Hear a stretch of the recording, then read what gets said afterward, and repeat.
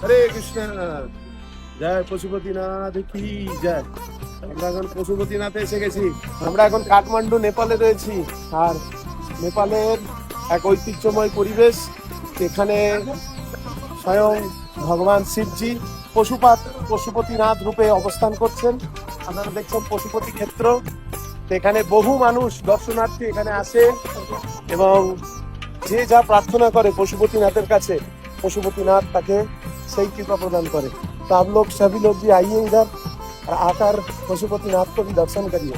एक बार पशुपतिनाथ को दर्शन करने से हमारे जीवन में जो जो चावा पावा है सब मिल जाता है। ठीक है, तो आइए। और बहुत बड़ा बढ़िया वातावरण है और भक्त लोगों को सब मिल रहा है। देखिए कितने भक्त है देश विदेश से। ठीक है, देख रहे हैं ना, 100 लाख भक्त इधर आ रहा है दर्शन करने के लिए। ठीक है, सबके हरे कृष्ण हरि बोल। जय शिव शंभू नाथ की जय।